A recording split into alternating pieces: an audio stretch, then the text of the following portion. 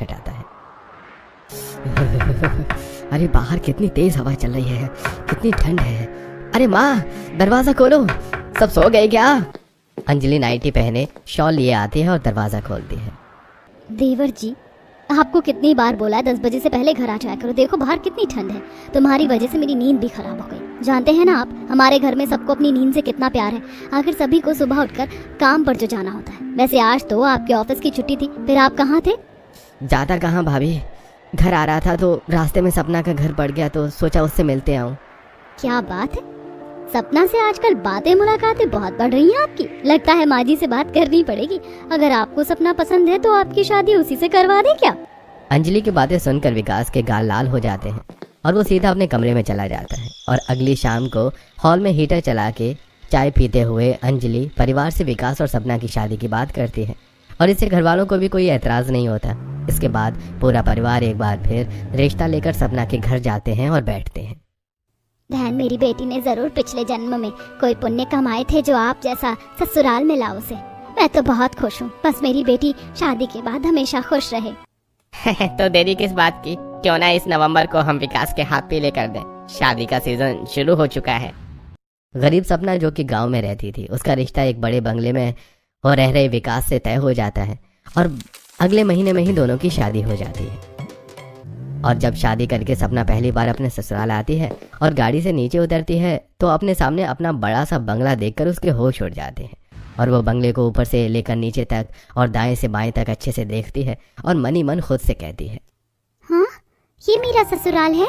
मेरे ससुराल वाले तो सच में काफी अमीर हैं। ये घर नहीं बंगला है, जैसा मैं टीवी में देखती थी। मेरा घर बाहर से कितना सुंदर है, जब ये बाहर से इतना सुंदर है तो अंदर से कितना ही सुंदर होगा।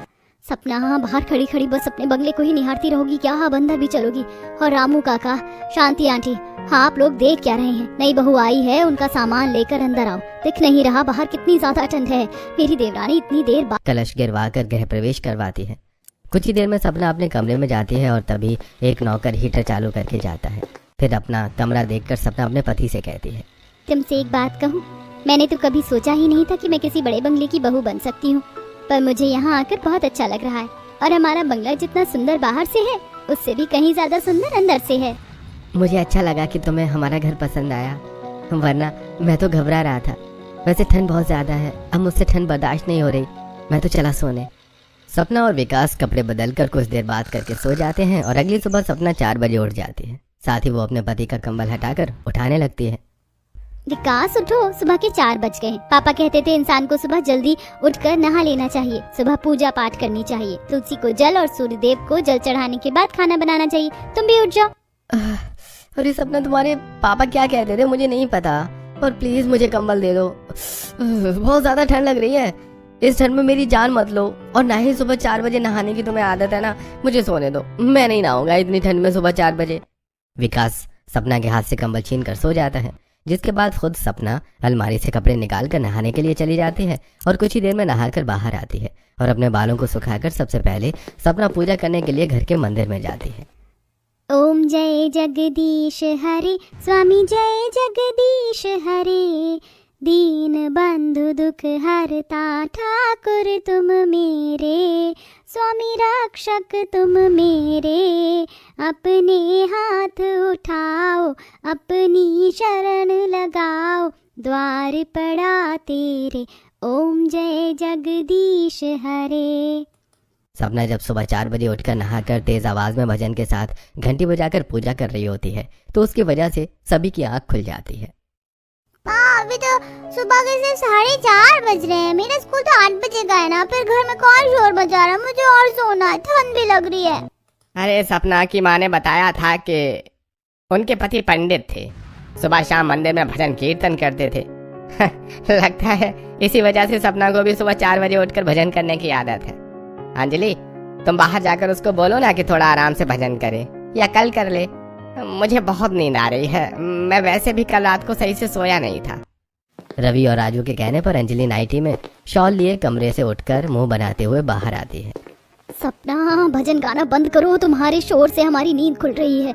मन में भजन गाकर शांति से भी तो पूजा की जा सकती है ना। अभी सिर्फ सुबह के 4:30 बज रहे हैं और इस ठंड में इतनी जल्दी कौन उठता है? दीदी, सुबह उठना तो अच्छी बात है। अच्छा चलिए, अब आप उठ गई हैं तो आप जाकर नहा लीजिए। वैसे भी मेरी पूजा हो चुकी है, अब मैं रसोई में जा रही हूँ अपनी पहली रसोई के लिए। नहीं सपना, मैं इतनी सुबह, वो भी ठंड में 4 बजे नहीं नहा सकती। तुम्हें आदत है, तुम नहाओ, मैं तो चली सोने के लिए। इतना बोलकर अंजलि अपने कमरे में सोने के लिए चली जाती है, पर जैसे वो बिस्तर पर बैठती है उसे बिस्तर ठंडा लगता है और वो मुंह बनाते हुए कहती है, कितनी ठंड है। सपना की वजह से ना सिर्फ मेरी नींद खराब हुई बल्कि मेरा बिस्तर भी ठंडा हो गया। अब इसे गर्म होने में भी टाइम लगेगा। और इन बाप बेटों को देखो, मस्ती से सो रहे हैं। इस तरह अंजलि मुंह बनाकर सो जाती है, जिसके बाद सपना रसोई में अकेली खड़ी होकर अपनी पहली रसोई में खीर, पूड़ी, पुलाव, राजमा, पराठे और सिंपल राइस बनाती है। 7 बजे पूरा परिवार उठ जाता है और वो लोग बिना नहाए नाइट ड्रेस में खाने के लिए डाइनिंग टेबल पर आते हैं। और ये देखकर सपना सबसे कहती है, अरे ये क्या, आप में से तो कोई भी नहाया नहीं। मेरे पापा कहते थे ठंडी हो या गर्मी, इंसान को रोज सुबह 4 बजे उठकर नहाना चाहिए, उसके बाद ही कोई काम करना चाहिए। आप सभी पहले जाकर नहा लो, उसके बाद ही खाना मिलेगा। हाँ, पर चाची मैं स्कूल के लिए लेट हो रहा हूँ। कोई बात नहीं, खा कर नहाओ या नहा कर खाओ, बात तो एक ही है, इसलिए पहले नहा लो। हमारे घर में आ गया है कोई जो हमारी बुरी आदतों को सुधार सकता है। चलो भाई, अगर बहू इतना ही कह रही है तो नहा लेते हैं, उसके बाद खाना खा लेंगे। मैं नहीं नहाने वाली इतनी सुबह, और मुझे बहुत भूख लगी है, पहले मैं खाना खाऊंगी। काजल, अंजलि, विकास और रवि नहाने के लिए राजी नहीं होते, पर आशा और विनोद नहा कर आते हैं और उसके बाद ही खाना खाते हैं। देखते ही देखते पूरा दिन बीत जाता है और अगली सुबह आज भी सपना 4 बजे उठती है। सुबह 4 बजे नहाने के लिए बाथरूम में जाती है और बाथरूम से आ रही पानी की आवाज़ से विकास की आंख खुल जाती है। सपना, रोज सुबह 4 बजे, वो भी इस ठंड में नहाना जरूरी है क्या? ऐसी कौन सी तुमने आदत बना रखी है? ये पानी गिरने की आवाज़ से मैं सो नहीं पा रहा। अगर उठ गए हैं तो आप ही नहा लेना, मैं बस निकल रही हूँ। यार, इस ठंड में तुम मुझे फोर्स मत किया करो, मैं नहीं उठने वाला। सुबह 4 बजे नहाने के नाम से ही विकास कंबल ओढ़कर सो जाता है, जिसके बाद सपना बाहर निकलती है और रोज की तरह आज भी पहले पूजा करती है और उसके बाद बाहर तुलसी को पानी देने जाती है। तभी 2 लड़कियां जॉगिंग करने के लिए इस ठंड में घर से बाहर निकलती हैं और सपना को तुलसी में पानी देता देख उससे कहती हैं, भाभी, आप इतनी जल्दी उठ जाती हो और नहाकर पूजा भी कर लेती हो, जबकि आपके घर में तो सब 8 बजे के बाद उठते हैं। मैंने काजल को कई बार बोला है कि हमारे साथ जॉगिंग पर जाया करे, पर उसकी तो आंख ही नहीं खुलती और ठंड देखकर आलस करती है। हाँ, मेरी परवरिश शुरू से ऐसी ही हुई है, और वैसे भी जब तक नहा ना लो तब तक ठंड लगती है बस। सपना अपनी पड़ोस की लड़कियों से बात करके घर में जाने लगती है और एक बार फिर उसकी नज़र अपने बंगले पर पड़ती है, जो बाहर से सुबह के वक्त हल्की किरणों में चमक रहा होता है। मेरा बंगला किसी ताजमहल से कम नहीं, इस हल्की धूप की रोशनी में कितना चमक रहा है। खैर, अब बहुत ठंड लग रही है बाहर, अंदर जाकर नाश्ता बनाना शुरू कर देती हूँ। एक बार फिर अपने बंगले को बाहर से निहार कर सपना अंदर जाती है और इस बार जब वो रसोई में काम कर रही होती है तो उसकी चूड़ी, पायल और बर्तनों की आवाज़ से घर में सो रहे लोगों को परेशानी होती है। और इस बार आशा उठकर अपने पति पर चिड़चिड़ाते हुए कहती है, मुझे अपनी बहू बहुत पसंद है, पर इसका ये गंवारपन बिल्कुल नहीं पसंद। इसको बोलो सुबह 4 बजे उठने की जरूरत नहीं है। इसे सुबह 4 बजे उठकर नहाना, पूजा करना, खाना बनाने की आदत है, पर हमें नहीं। हम शहरी लोग हैं, पढ़े लिखे लोग हैं, ससुराल में हमारे साथ हमारे तौर तरीके अपनाए तो इसके लिए ज्यादा अच्छा होगा। अरे आशा, मैं क्या बोलूं, मैं तो सुबह रोज 4 बजे उठने की आदत से परेशान हो गया हूँ। परेशान आशा बाहर आती है और रसोई में जाकर अपनी बहू से कहती है, बहू, घर में सभी को 8 बजे 9 बजे काम पर जाना होता है। पूरे दिन वो लोग मेहनत करते हैं और रात को लेट सोते हैं, इसलिए उनकी आंखें सुबह जल्दी नहीं खुल पाती। पर तुम्हारी इस चूड़ी, कंगन, पायल और बर्तनों की खनखनाहट से तो, कभी तुम्हारी पूजा की घंटी के शोर से, इन सब आवाजों से हमारी आंखें खुल जाती हैं और इस ठंड में हमारी नींद पूरी नहीं हो पाती। तो प्लीज, जब काम करो तो अपनी पायल चूड़ी उतार कर किया करो। परेशान हो रहे हैं अब हम तुम्हारी हरकतों से। आशा पहली बार अपनी बहू को गुस्से में डांट कर वहाँ से चली जाती है, जो सपना को अच्छा नहीं लगता। और अब वो जब भी सुबह उठती है तो अपनी पायल और कंगन उतार कर रसोई में काम करती है। इसी तरह कुछ दिन बीत जाते हैं और एक शाम कमरे में विकास सपना से कहता है, सपना, बिजनेस के सिलसिले में मैं और भैया कल शहर से बाहर जा रहे हैं, तो तुम मुझे सुबह 5 बजे उठा देना। बाहर बहुत ठंड है और हमें 7 बजे एयरपोर्ट पहुंचना है। इतना बोलकर विकास बाहर जाता है और काजल घर में रखा स्पीकर तेज वॉल्यूम में चला देती है। यह देखकर सपना को बड़ी खुशी होती है। अरे, हमारे भी घर में डीजे है। काजल, मुझे भी सिखाओ ना, मुझे सुबह कीर्तन भजन सुनने की आदत है। इसमें करना ही क्या है भाभी, बस प्लग ऑन करो और आपको जो म्यूजिक सुनना है उसे लगाकर सुन लो। अब हर बार की तरह आज भी सपना सुबह 4 बजे उठ जाती है और हमेशा की तरह नहाकर स्पीकर चालू पूजा करती है, जिस वजह से सभी घर वालों की आंख खुल जाती है और सब बाहर गुस्से में आते हुए कहते हैं, तुम गंवार हो क्या? हमने तुम्हें इतना समझदार समझा, तुम और तुम्हारी माँ पर तरस खाया, तुम्हें बड़े से बंगले की बहुरानी बना दिया और तुम हो कि हम लोगों की इस ठंड में नींद आराम करने में लगी पड़ी हो। पर सुबह कीर्तन भजन सुनना तो अच्छा होता है, इससे सकारात्मक ऊर्जा बढ़ती है। भाभी सुबह नींद खराब करके और 4 बजे नहाकर आपको पॉजिटिविटी मिलती होगी, हमें नहीं।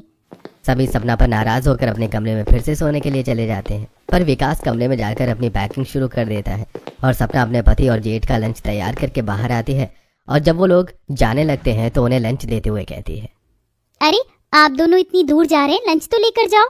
सपना, आज से पहले मुझे कभी नहीं लगा कि तुम इतनी गवार हो। हम प्लेन से जा रहे हैं और प्लेन में खाना मिलता है और 2 घंटे के सफर में कोई भूखा नहीं मर जाएगा।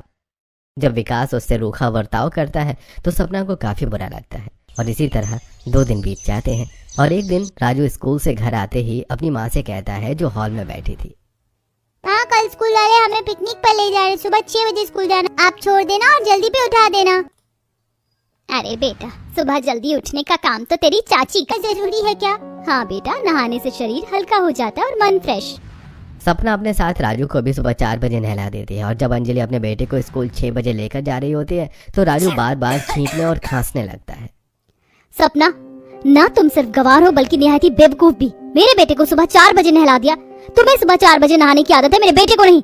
देखा उसको कितनी खांसी और जुकाम हो रहा है। अब इस ठंड में बाहर घूमने के लिए जाएगा तो उसकी हेल्थ पर क्या असर पड़ेगा, सोचा भी है तुमने? कोई बात नहीं बहू, तुम राजू को मोटा वाला स्वेटर पहना दो और अलग से भी कोई जैकेट दे दो, बेटा ठंड लगे तो पहन लेना। इस बड़े बंगले के ससुराल में सपना को इतना प्यार, मान, सम्मान, इज्जत मिल रहा था। अब वही लोग उसे बार बार गवार बोलकर ताने देते हैं। देखते ही देखते कुछ दिन बीत जाते हैं और एक दिन सपना के मामा और मामी उससे मिलने आते हैं और बंगले को देखने लगते हैं। मामा मामी, आप दोनों मेरे घर आने से पहले बता तो देते, मैं ड्राइवर को भेज देती।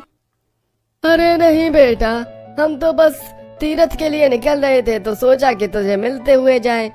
वैसे मेरी भांजी इतने बड़े बंगले की बहुरानी बन गई, मुझे तो यही देखकर अच्छा लग रहा है।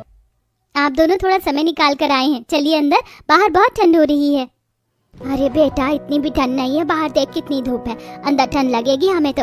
हम यहीं धूप में कुछ देर बैठ जाते हैं, तू भी हमारे साथ बैठ जा, वैसे भी हमें आधे घंटे बाद निकलना है।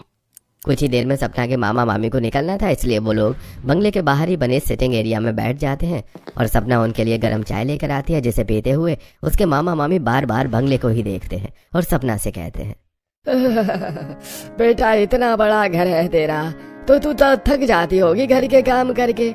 शायद इसी वजह से बाहर की दीवारें गंदी हो गई हैं और थोड़े जाले भी लग गए हैं। नहीं मामा जी, इस बंगले की साफ सफाई करने के लिए बहुत सारे नौकर हैं, पर मुझे कभी इतना समय ही नहीं मिला कि मैं बाहर से अपना बंगला देख सकूं। वैसे सही कह रहे हैं आप, बंगला तो बाहर से बहुत गंदा है, ऊपर की खिड़की दरवाजों में जाले और धूल जम गई है। यहाँ के नौकर तो कुछ काम ही नहीं करते, अब मुझे ही सख्ती से पेश आना पड़ेगा। सपना के मामा मम्मी उससे कुछ देर बात करके वहाँ से चले जाते हैं, जिसके बाद सपना सभी नौकरों को बुलाकर उन्हें गंदगी दिखाती है। हाँ, बंगले को देखो, ऊपर से लेकर नीचे तक बंगला बाहर से कितना गंदा हो रहा है। पैसे काम करने के मिलते हैं, मुफ्त के नहीं। सब अभी काम पर लगो और जैसे हो सके वैसे साफ करो, भले ही सीढ़ी लगानी पड़े, पर मुझे बाहर से भी बंगला चमकता हुआ नजर आना चाहिए। सपना घर के नौकरों को काम बोलकर घर में चली जाती है, जिसके बाद सभी नौकर बंगले के बाहर सीढ़ी लगाकर बंगले के जाले और उसकी दीवारों को अच्छे से साफ कर रहे होते हैं।